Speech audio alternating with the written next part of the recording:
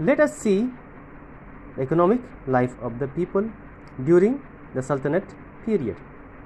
I hope all you have studied seriously all the 4 classes of the social life of the Sultanate period.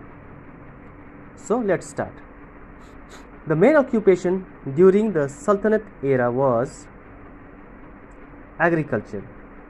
Firoz Shah Tughlaq took various measures to promote agriculture, and number of wells were dug, and 5 canals during his tenure, during his ruling period. He had dug number of wells and 5 canals for helping in agriculture. All these measures proved to be a boon for farmers. In times of drought and famine, peasants were provided loans by the state. So, Firoz Shah Tughlaq played very important role for helping the farmers. India had trade relations with China, East Africa, and Arabia. So, India had a business relationship with other countries like China, East Africa, and Arabia. Internal trade also flourished in country. So, internal trade also developed in the country.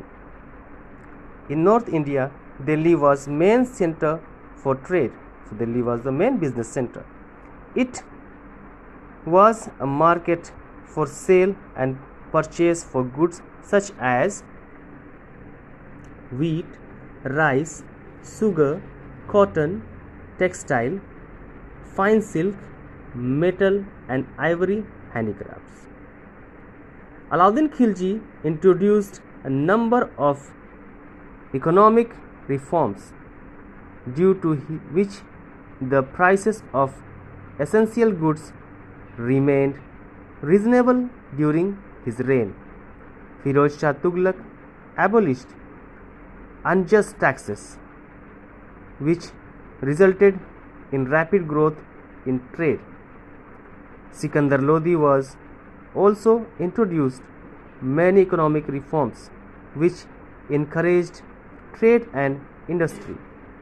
Despite all the economic reforms, people had to bear the expenditure of a large army kept by the Sultan. Local trade and agriculture got hampered during internal revolt and foreign invasions. So, this part is also clear, I think. So, we'll move forward. Religious life of the people. With the beginning of Muslim rule in India, Hindus did not enjoy as much religious freedom and liberty of worship as they did before. So, Hindu people, they have no freedom like the earlier what they were enjoying in the ancient period.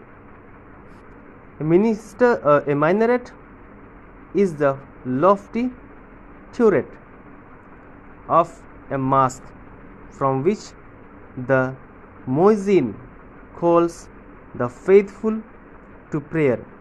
It also added a new element to the Indian architecture. Here we can see further reading. Introduced different coins were during the rule of curious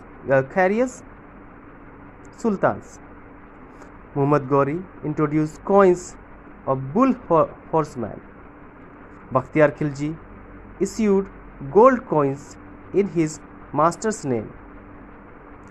Iltutmish issued silver coins and Razia Sultan issued coins in her father's name. Muhammad bin Tughlaq experimented by issuing copper coins. Though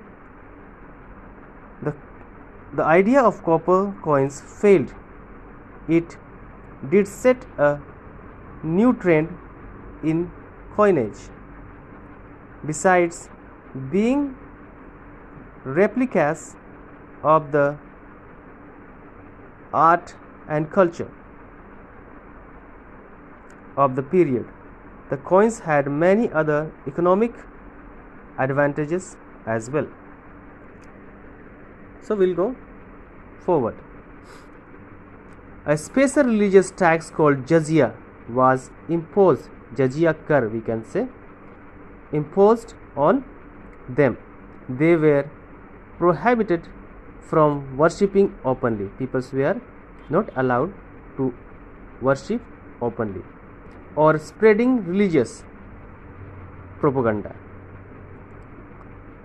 The spread of Islam was encouraged through monetary rewards and giving high positions. So the spread of Islam were encouraged, but sometimes there were forced conversations as well. They also forced by conversation.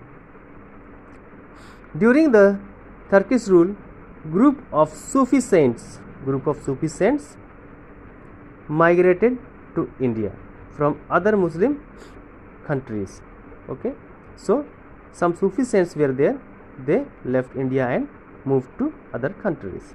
They preached religious tolerance and unity of God. They helped in promoting some kind of reconciliations between Islam and Hinduism. Gradually, various religious communities became tolerant towards each other. Okay, these were the religious changes you can see here and understand. I request all of you to read these subtopics of economic life and the religious life to understand the chapter.